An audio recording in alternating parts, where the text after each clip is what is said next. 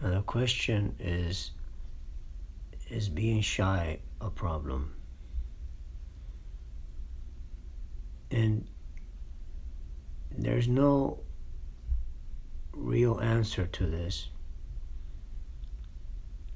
except if it gets in the way of what it is that you are trying to achieve. There's nothing wrong with being shy.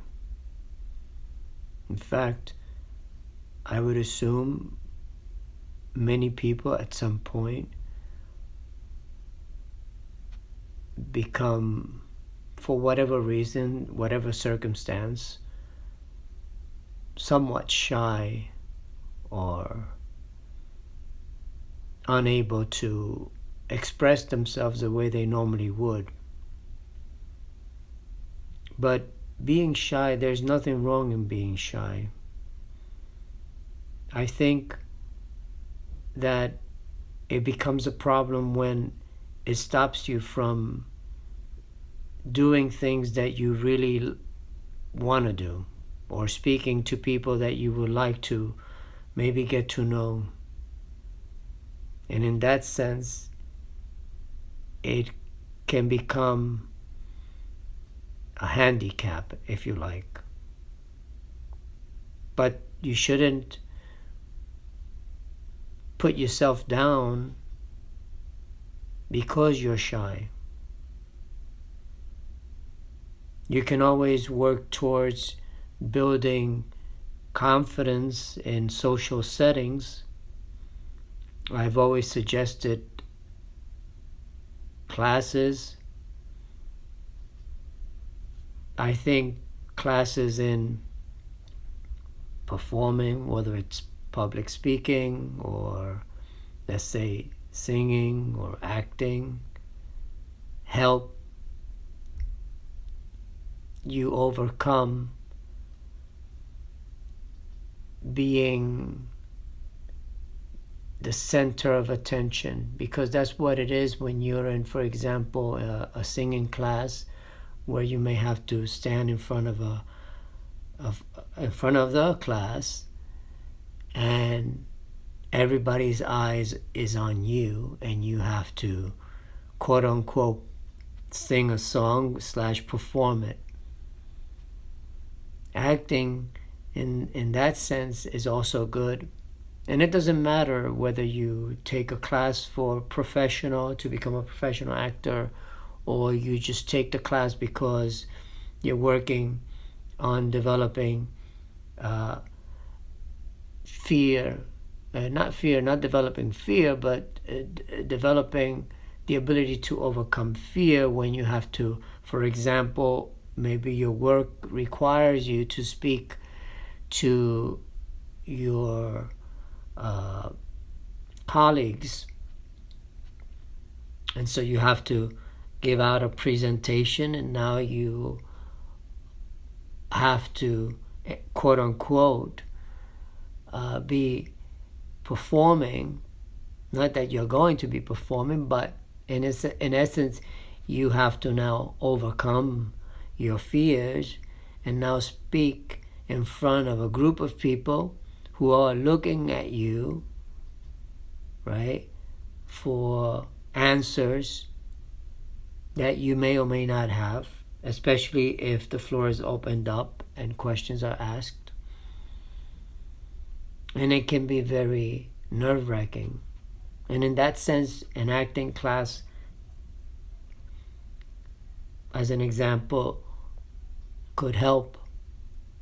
And how would that help? Well, for example, in an acting class, you could, and most actors have to do what they're called monologues, where they're speaking to someone towards the audience,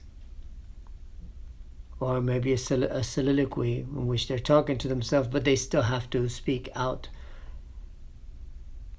in the direction of the audience. And ideally you take that a step further, and when you're doing the monologue, then you start to talk to individual people in the class. And for that, you'd have to find the right teacher who would understand that process.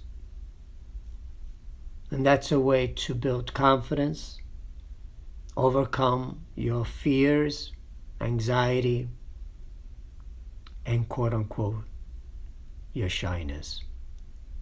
Which I said, it's not an issue.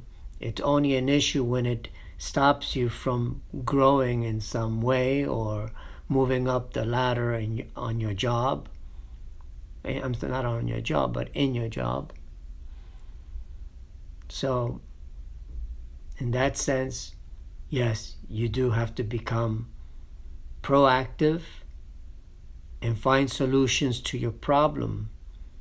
And the best way, as I said, to overcome these things is through a class or a workshop. There are schools, I'm sure, a community college that may be offering an acting class, or maybe a singing class if you're interested in singing.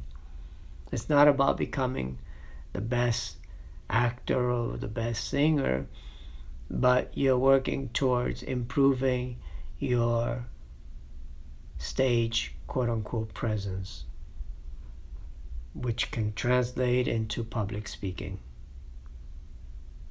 And maybe you can, take a class in public speaking, and maybe that's enough and that might help you. I find that acting classes, especially if you find the right ones, especially if they're focused on contemporary acting, in which you have to be relaxed and natural, are the best, because you have to use yourself. You can't pretend to be a fictitious character by creating voices and mannerisms that are not you. Because when you are in front of a group, it is you who's up there, not some character. So in essence, you're transferring the techniques that you learn in an acting class or a singing class, where you're using your class, each individual person in your singing, to them in a very natural and comfortable way. You transfer those techniques into your everyday life, and where you can use them, for example, as I mentioned, in a situation in which you have to give a presentation, you have to talk to a group of people. And how about when you're dealing socially? Socially, it comes down to accepting the fact that maybe not everybody is going to be interested in talking to you. Let's say you're approaching somebody that you have an interest in, and they may not be interested in you. They may turn you down, and that's okay. It works both ways. Somebody may approach you that you're not interested in them, and you may have to turn them down or her down.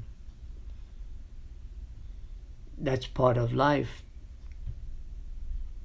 And in social settings, you just have to get used to small talk, and you can do that in your everyday by asking for directions, by asking for the time, for help in going to the supermarket, and you just get used to talking, getting into the habit of talking to friends on the phone, and just getting used to the idea of always having to interact with strangers. It's a question of practice, really. It's not something that happens overnight, but what does happen overnight is the passage of time, so that you can easily find yourself in the same situation 5-10 years down the road. And that's time that you didn't invest in getting out there and interacting in